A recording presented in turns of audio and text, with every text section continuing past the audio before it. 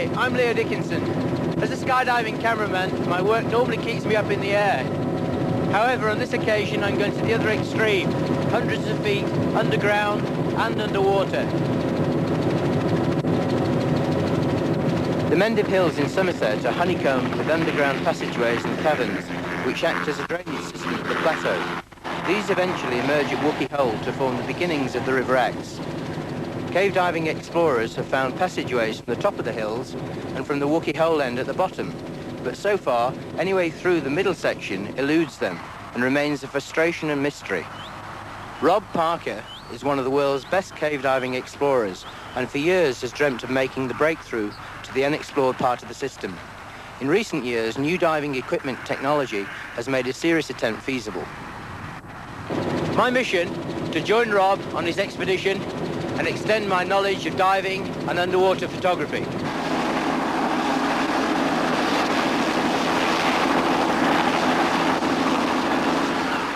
Rob was to break new barriers in deep diving techniques, and to make sure his systems would work, we wanted to try them out in controlled conditions. So we went to Fort Bovisand, near Plymouth, one of Britain's biggest commercial diving establishments. Dr. Maurice Cross, a leading diving physiologist, is in charge of Rob's experimental dive. Off you go. Any last questions? I know what I'm doing. Okay, good luck. Don't close, Jane, you've got him. Okay, Rob, you're leaving surface now.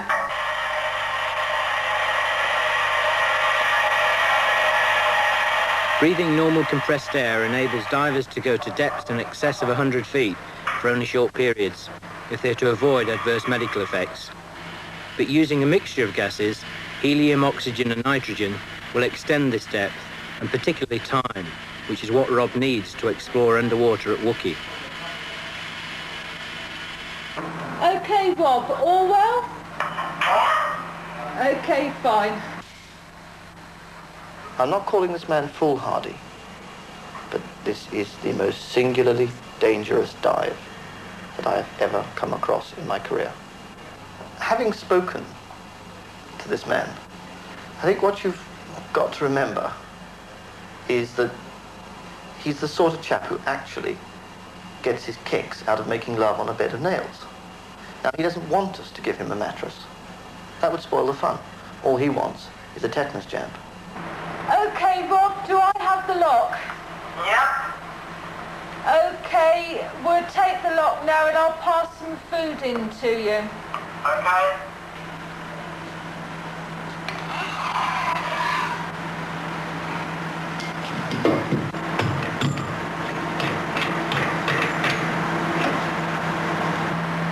Okay, you've now got the lock. Okay, thank you. I've got it. And don't complain if you don't like what we've sent you in to eat. What's going to stop that guy? Hopefully common sense. Well experienced and his acclimatization and practice, and he's going to be sensible about it, surely. Self-discipline as well. I mean, those are, my job isn't to judge whether or not he's got those things. I can only tell you of the consequences if he hasn't. But progress in any of these sports has only been made by people pushing beyond where people like yourself advise you shouldn't go. A lot of that progress has been made to the mortuary. Well, of course, you're right about that, but people wouldn't have climbed Everest or the Eiffel. Oh, no, you're absolutely right. What Rob is doing now. I'm not a sort of Scandinavian style sort of out to legislate and restrict everybody. But I think, you've got a real problem. If this guy ends up paralyzed right in the caves, what the hell are you going to do? A pessimistic prospect, but Rob was not bent on any suicide mission. I knew him to be a level-headed person who had built up a lot of unique experience slowly over a number of years. And cave diving is rather different from North Sea diving, which is Dr. Cross's speciality.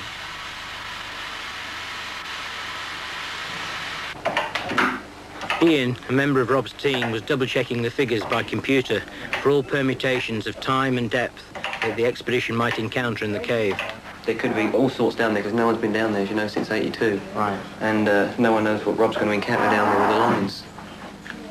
So how much are you likely to get? Hopefully it'll be very short because we plan to spend carrying the gear into 24, a good hour in chamber 24 to allow most of the gas to go before we actually dive through to 25. After 4.5 hours, it was time for Rob to come up, and we're all anxious to see how he stood the pressure, both mentally and physically. 5, 4, 3, 2, 1, stop. Better come out. Ugh. You're right, Bad Rob. time too. Good to see you safe, old son. Was it a toughie? Well, it was a lot different than normal diving. Very humid air comes gushing in, and the actual trimix didn't come on immediately. So I must have been breathing air, so the narcs was building up, and as soon as the gas came on, it lasted for, I suppose, 30 to 40 seconds. The tingling sensation in your like your quad muscles, and like a lightheadedness, and then it slowly disappeared, and after that it was like normal diving. For more than 50 years, cavers have been hoping to find a way from this place, Swildon's Hole, high in the Mendips, where a little stream disappears into the ground, through to Wookey, where a fully blown river re-emerges. That there is a link between the two can be easily demonstrated by putting fluorescent dye in the water. It was here that the sport of cave diving was invented, when the early explorers found their way ahead blocked by water. Over the years since then, divers have managed to pass 12 underwater sections where you have to use diving equipment, but further exploration from this end is blocked by a barrier of rock. From the Wookey end, divers have penetrated 25 sections. From Swildon's Hole, it's about 2 miles to Wookey, where the River Axe emerges under this spectacular cliff face. Here, Ian joined me the next day to see if the experiment with the dye had really worked. Well, it's coming through gently there. Yeah, it's about 20 hours I make it. We put it in yesterday, didn't we? Yeah, it's about 20 hours. Well, it's definitely getting through then, so let's hope Rob can follow it, reverse. Hopefully, yeah.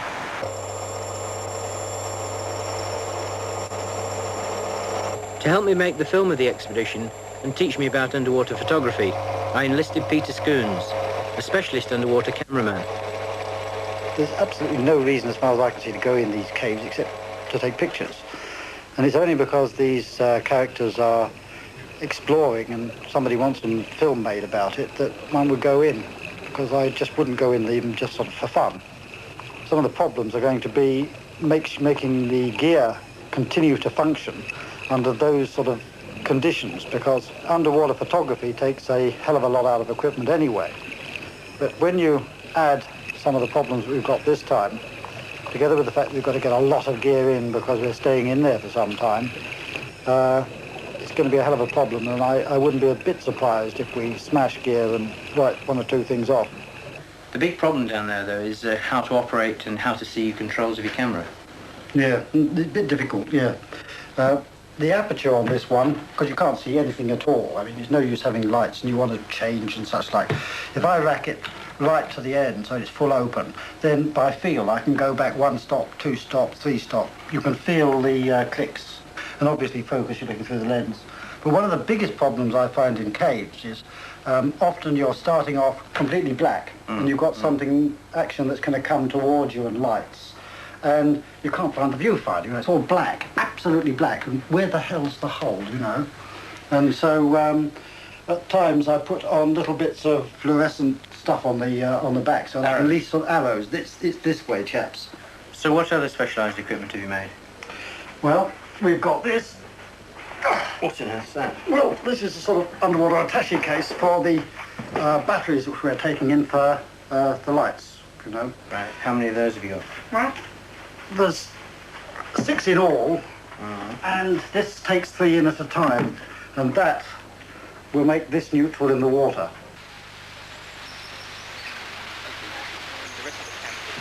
There being no better way to test equipment than to use it, Peter and I went on a filming reconnaissance trip into Wookey. It would also give our wives and girlfriends the opportunity to see where we were going, and they could lend a hand ferrying in all the heavy equipment.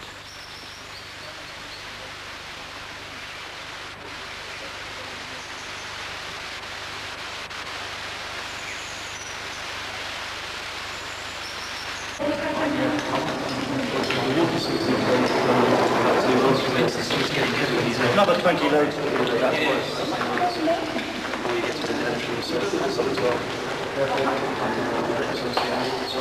The first consideration in cave diving has to be to look after yourself. Camera equipment and filming is very much a secondary consideration. Okay, I'll get this one. Okay. Just check your lights. Works.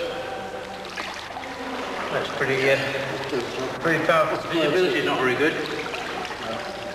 You charge off first and I'll follow you because I've got to put the mask on here. You want to have a look what I can see?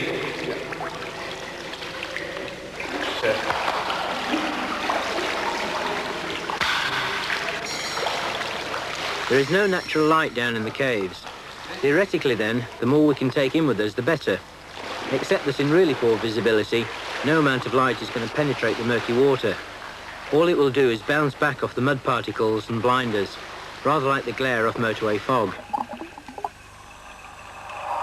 One of the strange things I noticed is that having this intense directional beam of light increases the feeling of oppression, even in quite roomy passages. Once you allow your mind to relax and not worry about the claustrophobic effect, you can appreciate the eerie beauty of the silent world.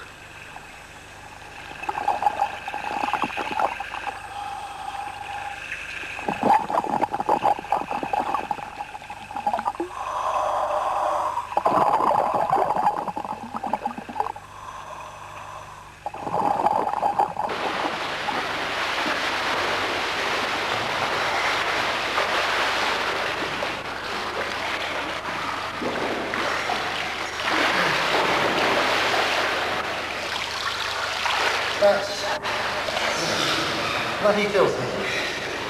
I couldn't see very far at all. Maybe, what, 2 feet? Less. I had the light out most of the time, and the only way I could see you was when you had the light ahead. Yeah. And you were silhouetted against it. So what kind of lens are you going to use then? As wide as I've got. You're never sure what you've managed to get till you're back. And we took the first opportunity to analyse our shots to see if we were getting the images we really wanted. Wait, see the cut again? Yeah. Of course, it's easy to knock stuff down, isn't it? It just happens, doesn't it? Now, this is where you're going to clear water. You just go straight out of all of that mud, straight into clear, and it's sort of super. And in a minute, you've got him going past the walls. And I think that gives sort of some sort of scale and how tight and problematic it is. But the problem is that where we're filming these shots, we couldn't get more than about 3 feet away from the line. I mean, it was a horizontal shaft, wasn't it, that we were kind of jammed in, and as they came past, they actually were nudging us. Yeah, well, I mean, it's quite constricting down there. We just have to choose our spot and do it appropriately. Do you think it might be a good idea to have a wider angle lens? Well, this is pretty wide anyway. It's about as wide as we can go. There's distortion on this lens because it's a 3.5 extreme wide angle. But you notice you just don't see the distortion because there's nothing actually in the water to give the game away.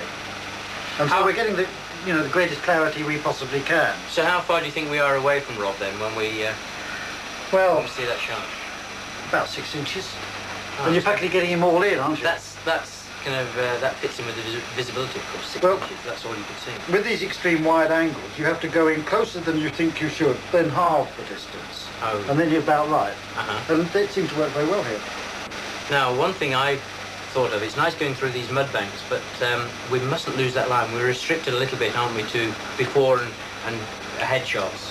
Yeah, well, yes. It'd be nice to get off the line, but I think it would. I think we've got to be very safe here because people have been killed in these things before. 6. And 6? Is that all? Possibly. They found all the bodies, did they? I think so. But anyway, what we'll do is sort of take some carabiners because I think it is essential to get some passing shots. Take some carabiners, clip it on the line and go to the extent of that. Yeah. And get them to go past and then go in after them. Well, you know what happened the other day? I was trying to get a shot of 4 of them going past and I only actually saw 3 of them going past. Yeah. And I was holding the line. Yeah, it happens.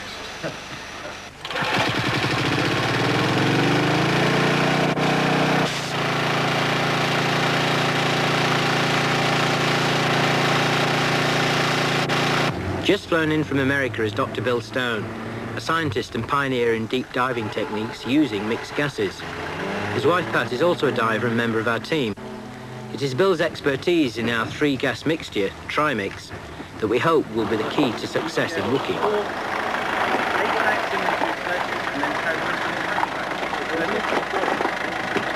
Bill? Yeah.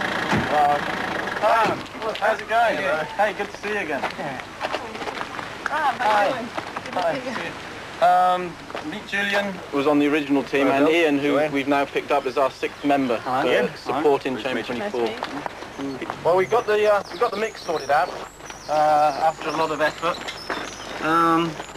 We went slightly higher on the O2 level. It's now 19.3. Well, that'll be fine. We can still breathe that from the surface down. Right. We were fortunate Bill had procured for the expedition some new prototype lightweight cylinders for our Trimix. These were developed for the American space program. They can hold 3 times as much gas as conventional cylinders, besides being very much lighter in weight. It says package on this.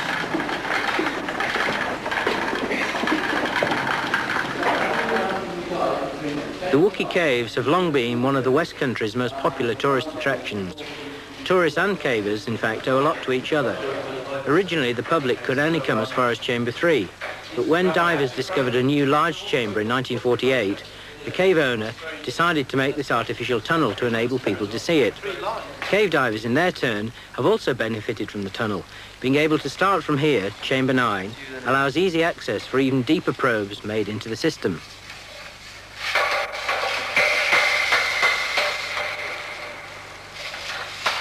Before Rob could start his push, a huge amount of equipment needed to be transported into the furthest reaches of the cave and stockpiled in Chamber 24, which was going to be our base camp for the operation. We expected to stay there for up to a week, so needed to be totally self-contained. It's all right, got a bit of mud. It meant taking in sleeping bags, food, cooking gear, carbide lights and candles, and dry clothing, as well as all the standard diving and photographic gear.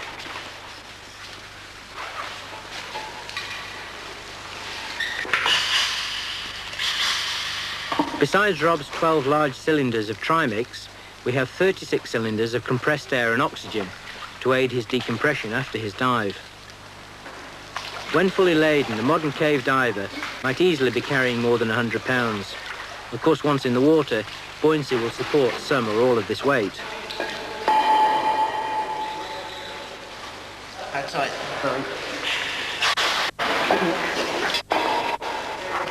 How's that?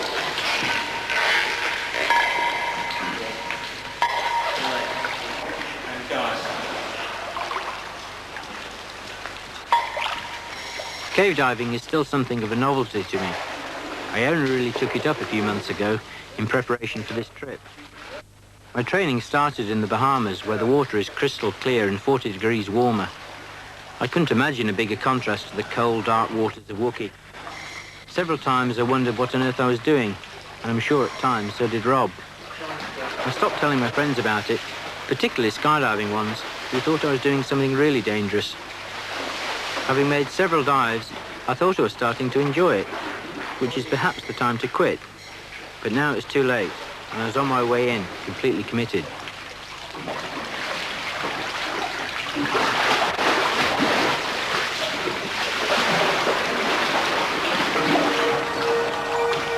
So much activity entering the pool reduces visibility in the water to 0, but as we start swimming upstream, it should clear and not present too much of a problem.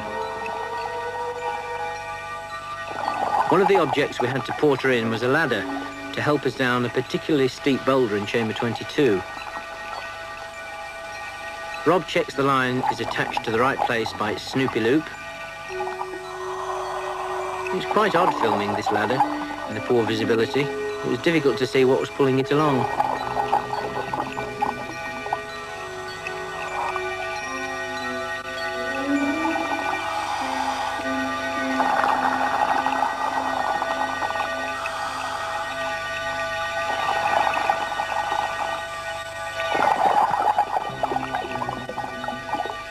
Manoeuvring a 4-metre ladder through a small hole in the rock known to cavers as a squeeze, is not the easiest of tasks.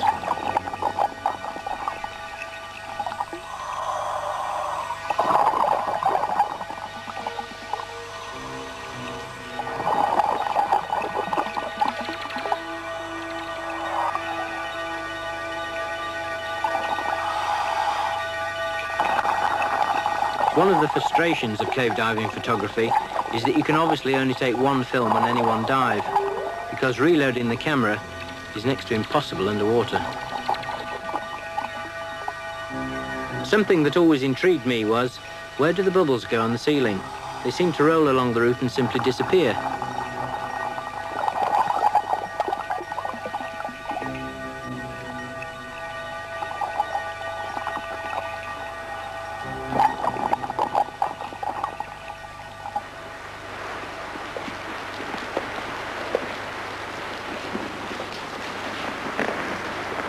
Once you get out of the water, there are a lot of dry passages above the river to explore.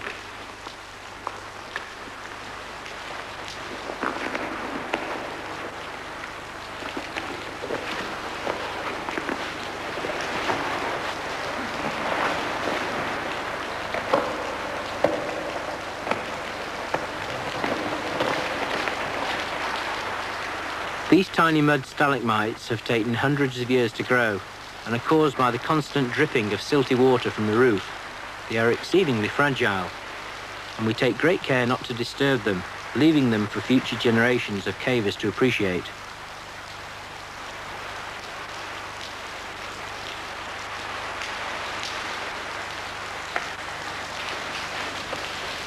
Julian, acting as guide, showed Bill Stone, our American tourist, some of the more interesting side passages. Off Chamber 20, there is about 2,000 feet of dry passageway, which apparently leads nowhere, but you never know with caves. Seeping water is an indication of heavy rain on the surface, but it may take some 24 hours to trickle through this far.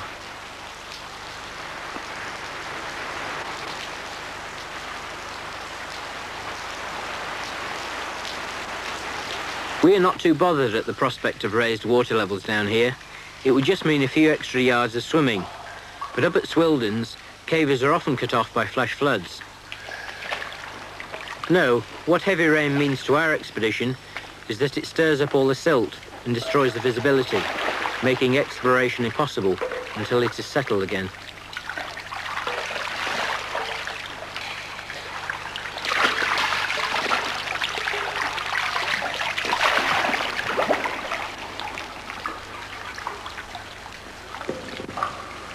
The far end of Chamber 22 closes down to a lake. This is followed by a 300-foot underwater swim. There follow 3 short sumps before the magnificent Chamber 24 is reached.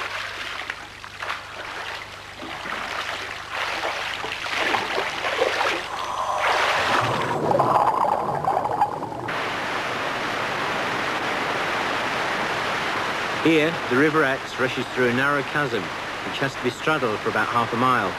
Sometimes at water level, sometimes higher. Great care must be taken not to slip in. One of Rob's companions on an earlier trip did fall and was sucked into the water, bouncing along the bottom for about 50 feet before being spat out the other end. Luckily, he was unharmed.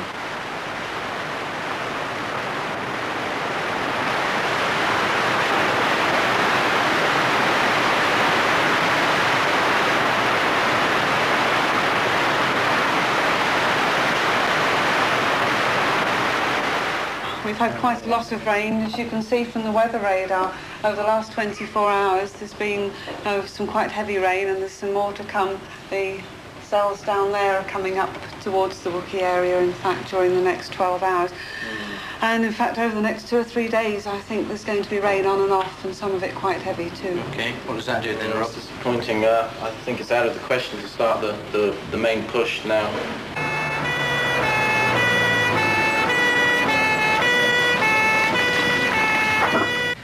Peter, I feel rather guilty about this. How exactly did that happen? Well, I was setting up to do this shot of this little tiny stalactite so that they could come in and such like.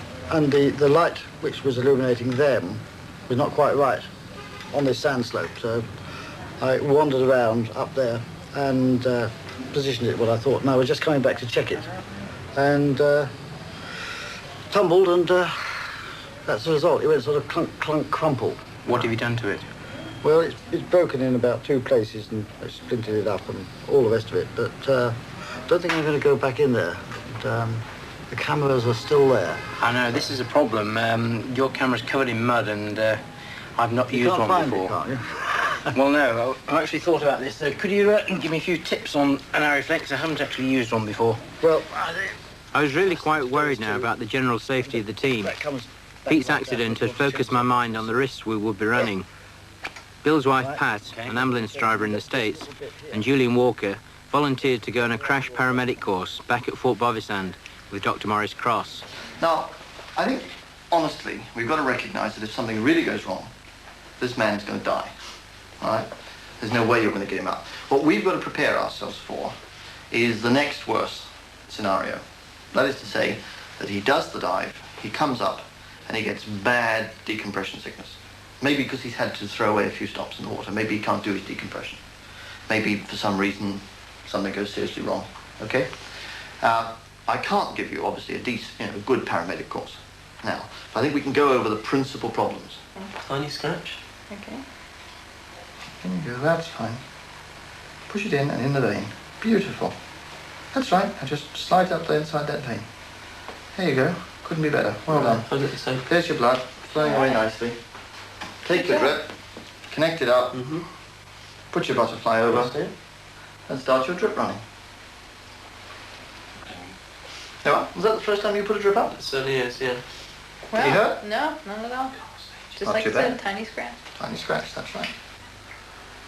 Okay, now, if we get spinal decompression sickness, the cardinal sign you're going to find is a loss of sensation in the legs. Okay. All right? We usually test that with a pin. Okay. You do not draw blood when doing neurological exams. All right. You use a pin that's got a sharp end and a blunt end. And you ask him to tell you whether or not you're using the sharp or the blunt end. Just give him a few goes. Sharp, sharp, blunt, blunt, blunt, sharp, blunt, blunt, sharp, blunt. Now, if you think there is a sensory level, if you think there is a loss of sensation, okay, one simple trick is to just run the needle down and ask him where it changes sensation.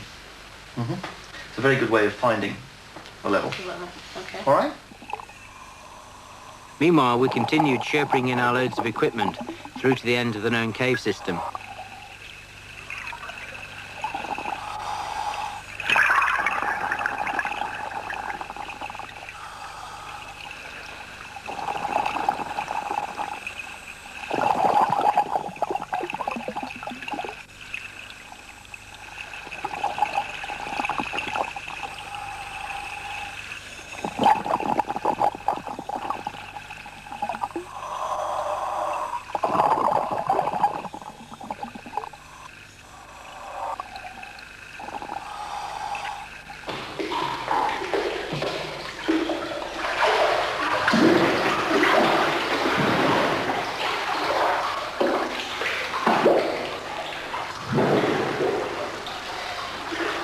The eerie, echoey sounds you get in caves will be very hard to recreate afterwards, and I made every effort throughout the trip to record actual sounds on my little cassette tape recorder.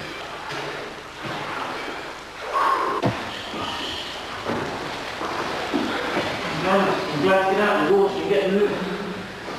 Yeah. But these lands make it a bit easier for me. I wouldn't like to have made a third shuttle dive through the first 2 stumps. It's freezing, isn't it?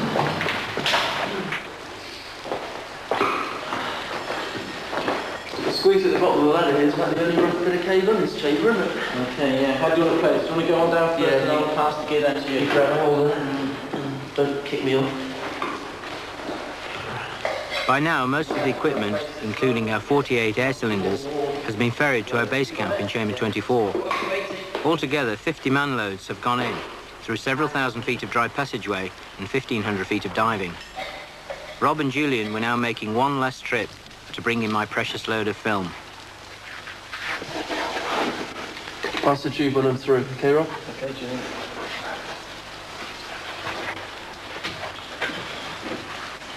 Okay, what? Okay. You got that? Yep.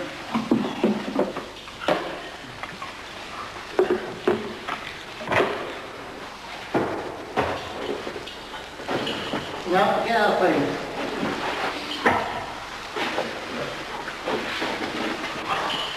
Okay, that's the lot. Try not to fall down this time.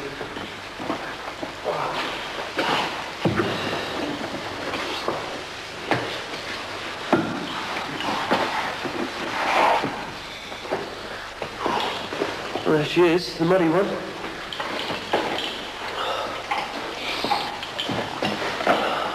You right, Rob? Oh, yeah. Well, the biz hasn't cleared up any, has it? Nope. Since yesterday's dive.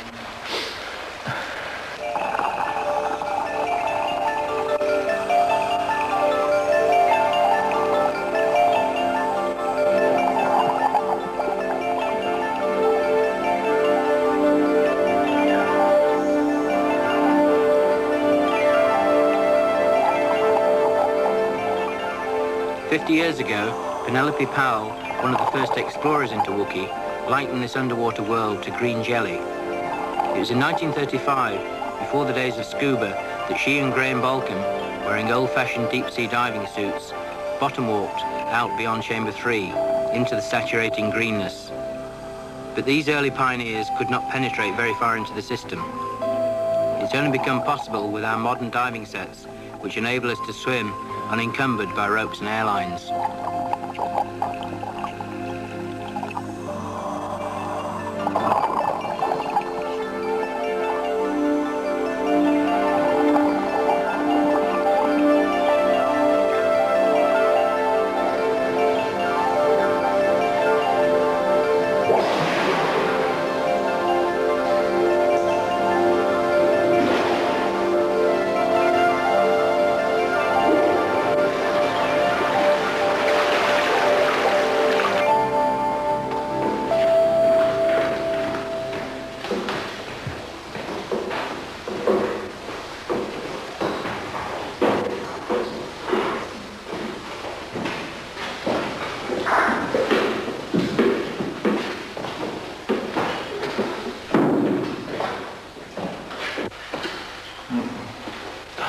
Success.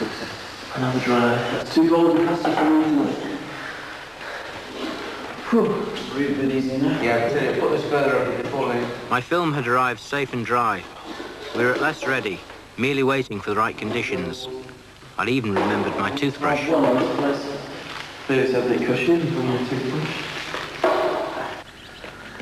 Good morning, Governor. How's it going? Well, the weather's not looking too good. I'm just going to check it. Right.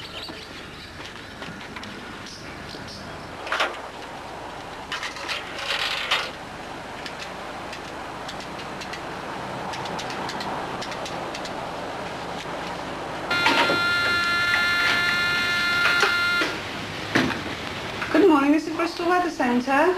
Good morning, it's Leo. Oh, hello. How's the weather looking today? It looks as in fact we've got some much better weather to come now.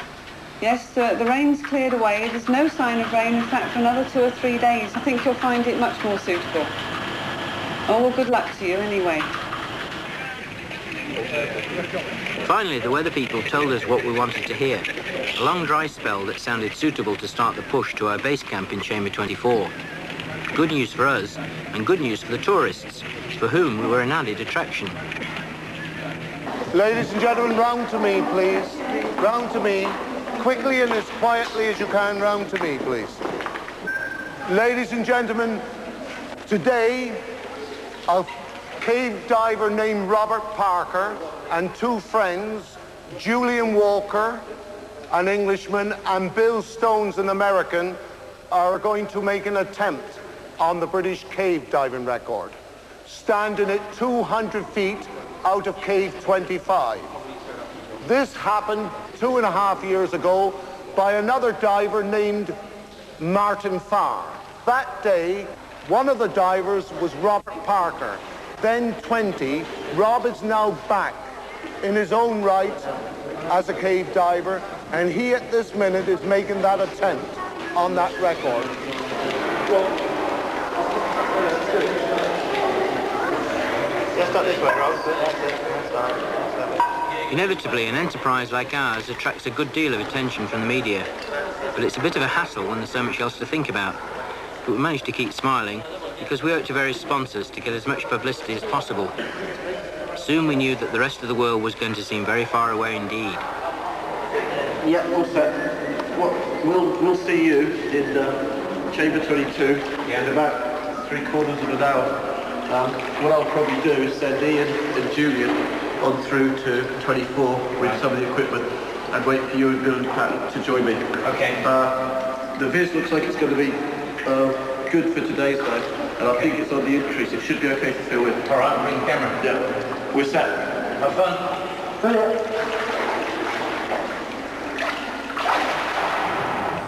If I don't succeed, then I'm going to feel very disappointed. But at the same time, in caving terms, you tend to psych yourself up for these disappointments anyway. There is no prior knowledge of what lies there, and we've set ourselves this task of going back and bringing back this information.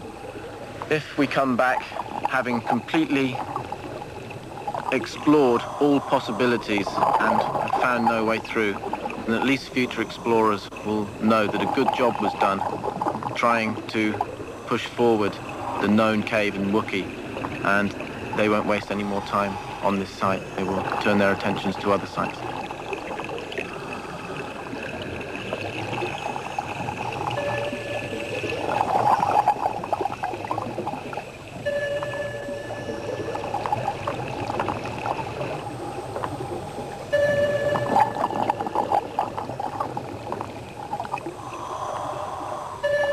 The cave diver's line reel is perhaps the most important item of his equipment after his air. He mustn't go anywhere without it. Line is laid whenever a new passage is explored or whenever a diver deviates from the marked route, even slightly. It's always left in place. Quite literally, that line is the diver's lifeline.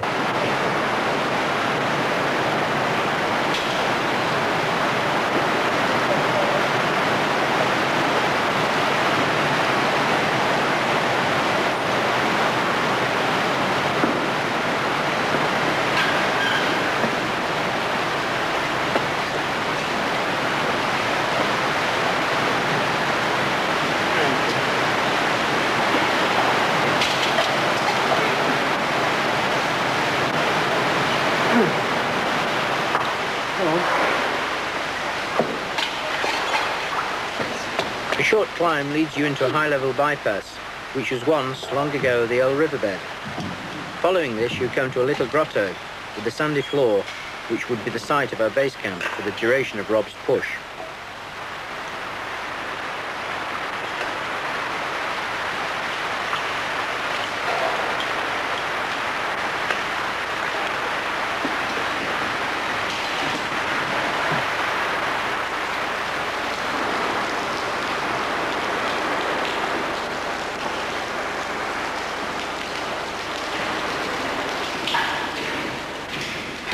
The mile-long journey to our base camp had taken 5 hours. We're on our own now, and a long way from any help. We'll spend the night here, ready for Rob to make his dive in the morning. The cooking area we've built out of rocks, which are covered by sand and then a plastic sheet over the top. This is to allow us to get the stoves and the cooking utensils off the floor so they don't get kicked over. Freeze-dried food is not very palatable at the best of times. Reconstituted with gritty water, it's dreadful. And as long as you keep going to bed at around 10, 11 o'clock at night and waking up at 7:30, 8 o'clock in the morning, you don't throw your natural body clock out of order, and it's fairly easy to keep track of day and night. The chamber we've camped in has got a nice sandy floor, although the sand does tend to get everywhere, so whenever you've got wet hands and you touch something, you get coated in sand. It's even worse if you get sand in your sleeping bag and then try and crawl in. It sort of grates and grinds, a bit like toast in a bed. Pete's camera had been down in Wookey since his accident 2 weeks ago. When I tried to use it, it seemed to have seized up. Try as I might, I could not persuade it to work. It meant I was going to have to resort to my little skydiving camera in an underwater housing, which I'd only brought in for the odd backup shot. I was pretty depressed about it, because it wasn't really suitable as a main camera and we could not get quite so much material. You're going to wait? Yeah, there should be plenty there. Bill makes last-minute modifications to his helmet. He and Julian were going to accompany Rob to Chamber 25 and wait in support there while he makes his dive. In reality, if anything does go really wrong, there would be little they could do to help him.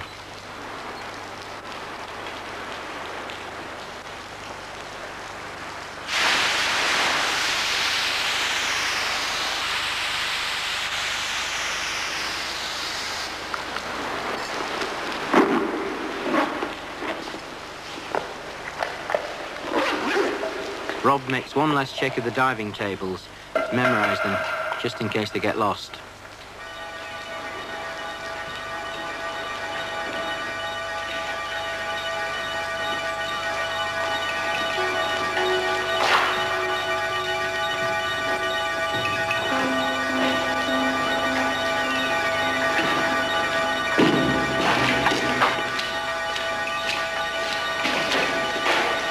We set off from base camp along the old high-level bypass before dropping down to a sandy beach just before the final lake in Chamber 24, where all Rob's diving equipment had been laid out.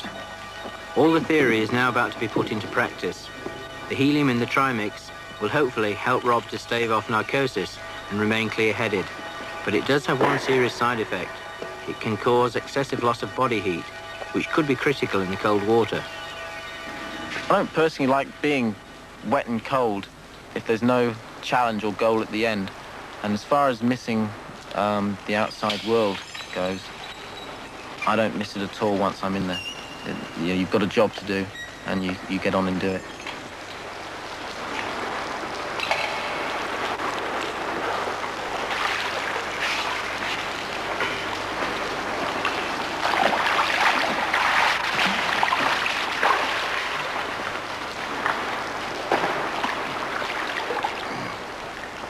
When Trimix was first used by 2 cave divers in Florida 10 years ago, one of the men died, and it is only recently that it's been seriously tried again.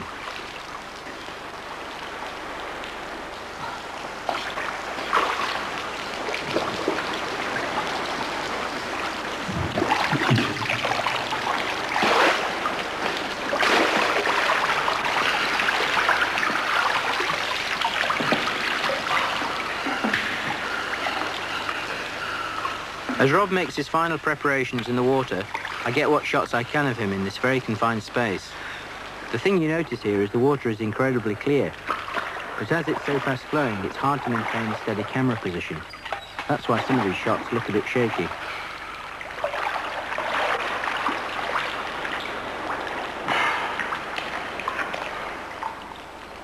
This is as far as I could go, so I gave the camera to Bill, loaded with 1 roll of film and hoped for the best. Ian, Pat and myself started our long vigil.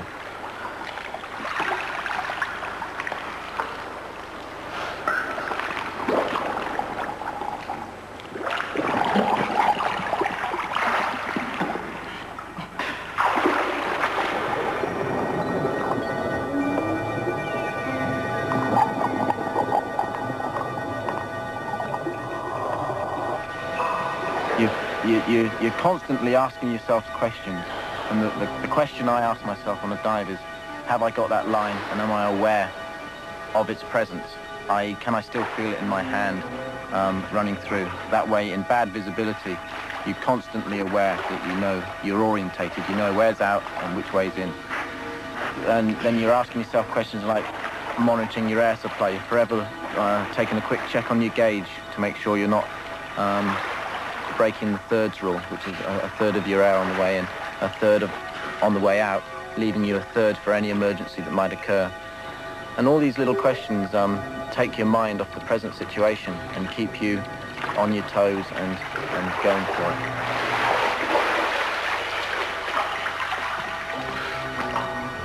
There was no feasible way any of us could follow Rob and photograph him on his final push. Carrying 4 separate tanks of trimix and oxygen, he disappeared into the darkness, alone.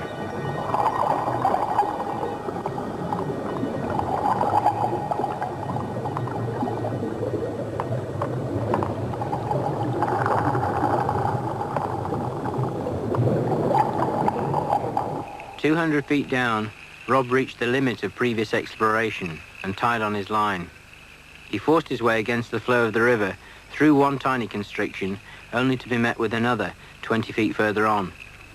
Already the gravel was piling in behind him, threatening to cut off his retreat. The dive lasted 25 minutes. Then Rob had to decompress for 2 hours before he could resurface.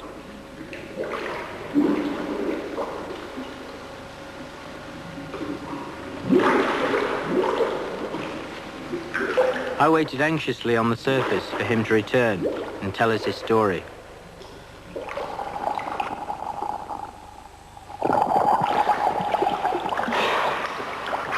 How you doing? Fine. Everything okay? Yes, fantastic. We've broken the record, although unfortunately I couldn't find a way on. I got down to the present limit of exploration at minus 60 metres and pushed on through the squeeze. And it just closed down completely, more or less. Everything worked like clockwork. And the big technological success in my mind was that cave diving and this type of exploration in particular has entered a new era where mixed gas diving and special decompression tables have allowed us to do things that would not otherwise have been possible. Rob was down there working clear-headed at 220 feet, and had the geology, and I stress the geology here, been cooperating with us, and had that tunnel been bigger than it was, we would have been able to go through there, come up on the other side, and explore the interior of the Mendips. As it was, I still think it's a technological success, and there's no reason to think that this wasn't a triumph. So, some critics have said the most dangerous dive in the world. What do you think? Depends who's tackling it. It wasn't too dangerous for you, then? No. I think the team we had in Julian or Bill could have done exactly the same thing as I done with this kind of rig. It seemed very much under control. Yeah, we were under control all the time. So it's well within your limits of safety and I feel like I'm going to have to start planning something else now to push forward even further. What do you think of that then, Pete? Well, actually, it works very, very well, doesn't it? Well, you taught me. Thanks very much for giving me a few tips about underwater photography. How about I take you skydiving and give you a few little snippets on that? Well, I've got one more leg, 2 arms, and, well, you never know. It's a lot safer. Yeah, you may say that.